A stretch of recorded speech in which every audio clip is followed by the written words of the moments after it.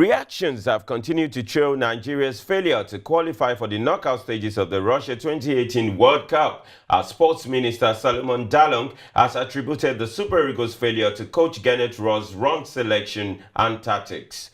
The Super Eagles had failed to pick the other Group D ticket ahead of Argentina in a game they were in frame to win or at least draw to secure passage to the round of 16. Super Eagles coach Gernot Rohr has admitted his decision to make late substitutions in the 2-1 defeat by Argentina in St. Petersburg during the last Group D match contributed to the team's early exit from the Russia 2018 World Cup. Rohr took off Ahmed Musa, Kelechi Iheanacho and Kenneth Omeru and brought in Odion Ighalo, Alex Iwobi and Simeon Nwankwo, but the former Gabon manager admitted the changes came too late. Rohr expressed his disappointment over Nigeria's elimination from the World Cup despite giving the South American giants a good fight at the capacity-filled St. Petersburg Stadium. Following his embarrassing display and characteristics during the Nigeria-Argentina game at the Russia 2018 World Cup, Argentina's football legend Diego Maradona has been stripped of his ambassadorial role for World Football Governing Body, FIFA.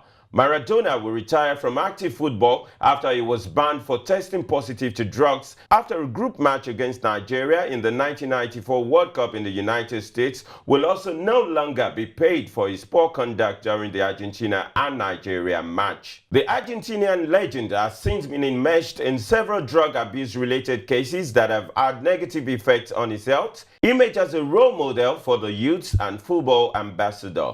Maradona had celebrated Argentina's second goal by raising his middle finger at fans who were trolling him when the score was at 1-1 draw. Meanwhile, the eccentric Argentina soccer idol has offered a $10,000 reward to identify the source of reports he had died after Argentina's World Cup 2018 match against Nigeria, his lawyer said. The report, circulated via WhatsApp voice messages from a man with an Argentine accent, said the 57-year-old star had been hospitalized and eventually died of cardiac arrest. Commotion over Germany's World Cup exit and Brazil's qualification for the knockout stages of the Russia 2018 World Cup has left a football fan stabbed to death in Lebanon. Mohamed Zahar was allegedly killed by two of his neighbors late Wednesday in the Beirut suburb of Hay al-Salam, Lebanese news outlets reported. Although Lebanon has never made it to the World Cup, but rivalry between Germany and Brazil is behind one of the largest rifts among football fans in the crisis-ridden country. Fallout from Iranian fans' perceived low performance of their national team at the Russia 2018 World Cup has forced 23-year-old striker Sardar Azmoun to announce his retirement prematurely from international football. Azmoun, dubbed Iranian Messi, who was the highest goal scorer during the qualifiers with 11 goals, said criticism from fans of his performance at the World Cup had harmed his mother's health. "I had to make a choice and I chose my mother," he wrote on Instagram. "It was the most painful decision of my life." Argentina's goalkeeper Willy Caballero revealed he and his family received threats following his blunder in the team's 3-0 defeat to Croatia last week. The Chelsea goalkeeper has broken his silence after his mistake which allowed Croatia to score their opener in the 53rd minute. Caballero attempted a scoop pass over Croatia's Ante Rebic, but it fell directly to the winger who sensationally volleyed over the keeper to give his side the lead. The 36-year-old Caballero, who had started the 1-1 draw with Iceland in Argentina's opener but was benched in his team's 2-1 win over Nigeria on Tuesday, received a social media backlash.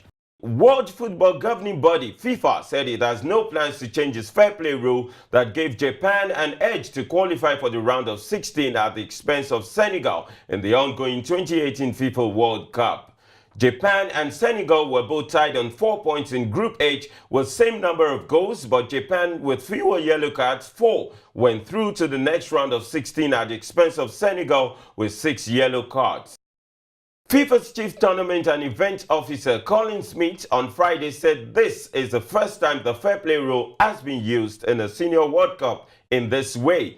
Obviously, what we want to avoid is the drawing of lots. Follow Hotspot on social media. We are at HotspotNG on Facebook, Twitter and Instagram.